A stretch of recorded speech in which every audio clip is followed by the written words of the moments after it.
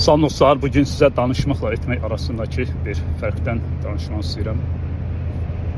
Bu da o dediyim kimi əvvəl 2 epizodda şəxsi təcrübələrə, onlar üzərindəki o geri dönüb baxmaq, təfəkkür və onlardan aldığım dərslərə, həmçinin də digər tanışlar, dostlarla danışarkən fərqinə vardığım o bəlli patternlardır ki, onlar haqqındadır. Yəni qısacası budur ki, biz İstər sağlam həyat tərzinə keçmək olsun, istər, yəni bunu da bilirsiniz, içərisində bir çox şeylər var. Misal üçün idmana başlamaq ola bilər, fərqli qidalanma ola bilər, daha sağlam qidalanma ola bilər, nələrsə artıq yeməmək, tamamilə həyatından çıxarmaq, yeni nələrsə qəbul etmək ola bilər, az yemək, çox yemək, yemək vaxtlarını dəyişdirmək və s.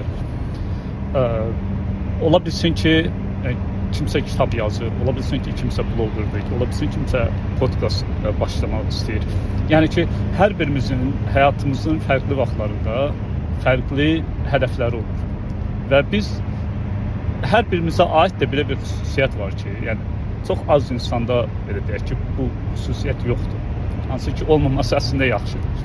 O da budur ki, eləmək istədiyimiz şey nədirsə, biz onun haqqında yaxınlara, dostlara, tanışlara danışmağı sevirik. Çünki o bizi həyəcanlandırır birincisi. İkincisi də ki, danışmaq da yenə bizi həyəcanlandırır, özümüzü önəmli hiss etdirir. Yəni ki, bir növ özümüzə, başqalarına göstərmiş oluruq ki, mən dəyişirəm, mən daha yaxşıya doğru gedirəm, mənim bir hədəfim var, məna var, məqsəd var. Bunları danışmaq bizə o xoş hisslərin hamısını verir. Amma burada belə bir problem var ki, biz çox danışdıqca etdiyimiz şeylər azalır. İkincisi isə, çox danışdıqca etməyi göz ardı etmiş oluruq. Yəni fokusumuz sadəcə şeydə olur, planlarda olur, istəklərdə olur. Necə edəcəm, nə vaxt edəcəm, kimlə edəcəm bu işi. Yəni bu kimi suallar, bu kimi mövzular ətrafında söhbət edib dururuq, yəni danışırıq.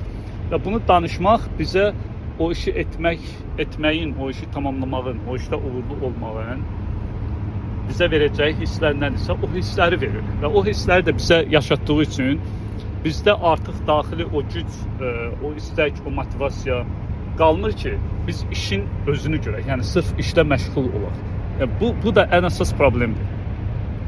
Danışmağın başqa bir, üçüncü bir mənfi tərəfi də odur ki, danışanda əgər sənin bunu danışdığın insan bu mövzuda maraqlı deyilsə, ona lazım deyilsə, ola bilsin ki, o da onu istəyir, amma edə bilmir və bu səbəbdən qısqanclıq yaranırsa, yəni, bütün bunların hamısının nəticəsi olaraq danışdığın insandan və ya insanlardan sən davamlı olaraq mənfi enerji alırsan. Və bu mənfi enerji də, yəni, gözlə görülən bir şey deyil, amma bədənimizdə, zehnimizdə hiss elədiyimiz bir duyğulardır. Onlar bizi yorur, onlar bizi yavaşladır, onlar bizim o ilk andakı o hiss elədiyimiz o daxili enerji, o ateş, o istək ki var idi, həvəs ki var idi, o yox olub gedir və yaxud da ki, çox azalır.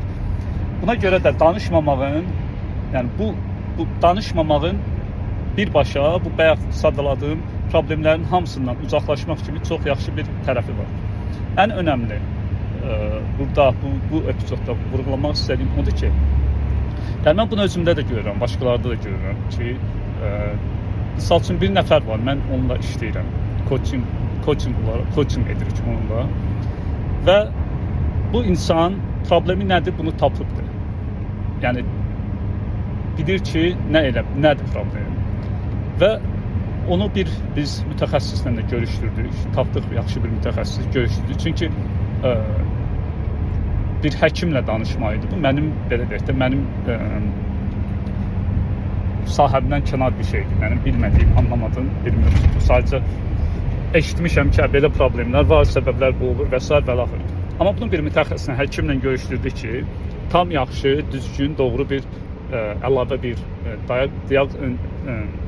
bir analiz olsun, ondan sonra nə edəcəyini desin, nə qədər vaxt alacağını desin və s. və l. Bunu elədik. Yəni ki, bu insan artıq nə eləyəcəyini də bilir, problemin nə olduğunu da bilir və bunu eləmir.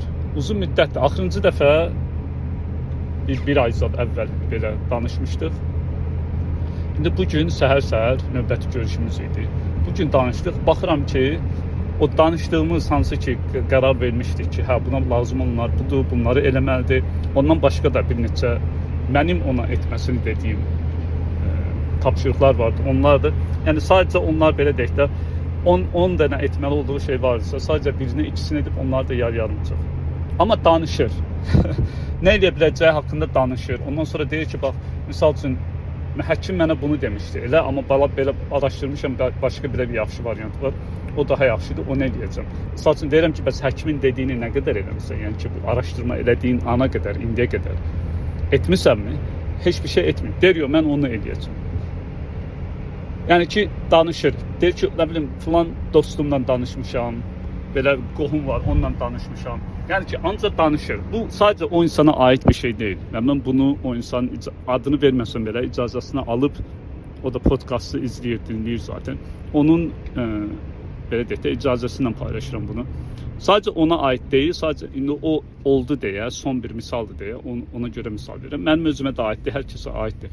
Yəni ki, bir şey haqqında, etməli olduğumuz bir şey haqqında biz nə qədər çox danışırıqsa, onun necəsi, nə vaxtı, ən yaxşı etmənin yolları və bu misal üçün bunu ən yaxşı etmənin yolu nədir? Bu özü çox böyük bir tələdir. Həm yaxşı bir şeydir, əlbəttə ki, axtarıb tapmalıyıq. Bir şeyi etmənin ən effektiv, ən məhsuldar, ən optimal yolu nədir? Onu tapmalıyıq. Amma bir yer var ki, oradan sonra artıq bu özü ciddi bir problemə çevrilir. Çünki sən sadəcə onu düşünüb, onu axtarıb, onu öyrənməyə davam edə gedirsən. Vaxtını, enerjini ona sərf eləmiş olursan, yəni israf eləmiş olursan ömrünü, belə demək olarsa. Bunu necə eləmək olar? Necə dəyişdirmək olar? Mənim başqa insanlarda, özümdə faydasını gördüyüm, təsirini gördüyüm bir yanaşma var. O da budur ki, danışarkən, düşünərkən o hədəf haqqında biz düşünürük ki, birincisi bu günə fokuslanırıq. Mən bu gün üçün nə etdim? Əgər heç bir şey etmədinsə, sən nə danışırsansa, nə öyrənmisənsə, nə qədər önəmli bilgilər tapmısansa və s. onların heç birinin heç bir faydası yoxdur. Sən sadəcə bilgi öyrənirsən. Yəni ki, sən özünü bir informasiya deposu kimi istifadə edirsən.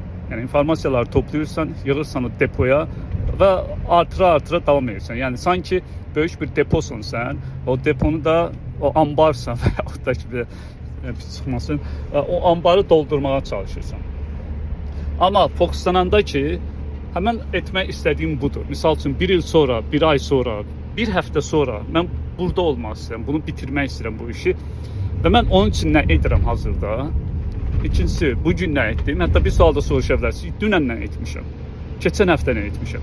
Yəni, sadəcə danışmaq yox, etməyə fokuslanırıq. Yəni ki, nə qədər öz hədəfimizə qarşı səmimi olduğumuzu, nə qədər dürüst olduğumuzu, nə qədər həqiqətən disiplinli olduğumuzu, o hədəfi reallaşdırmağa həyatımızda olmasını istəməyimizin nə qədər, o istəyin nə qədər şiddətli, nə qədər səmimi olduğunu ölçmənin yolu etdiklərimizə baxmaqdır. Çünki biz əgər etmiriksə, düşüncədə olan şeylər heç biri bir fayda verməyəcəkdir bizə.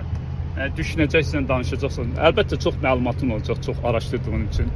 Maraqlı söhbətlər bəlkə eləyəcəksən, amma o qədər. Ondan o tərəfə artıq gedə bilməyəcəksən, getmək mümkün olmayacaqdır. Çünki davranış əgər, bizi o hədəfə aparan davranışlar var. Biz o davranışları əgər hər gün eləmiriksə, o hədəfə hansısa bir gün biz çata bilməyəcəyik. Yəni, bu qədər sadədir.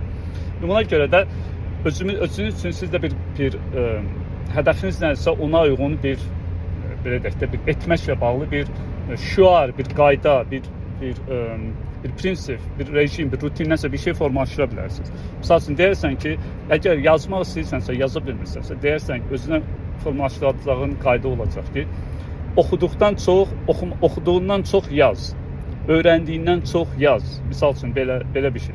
İdmana getmək istəyirsən əgər, yəni o hansı idman daha yaxşıdır, hansı poz daha yaxşıdır, hansı vaxtlar daha yaxşıdır, günün hansı hissəsi getmək daha yaxşıdır və s. Yəni bunlara vaxt ayır, amma ki onları da öyrəcəm, onda problem yoxdur. Amma ki o sənin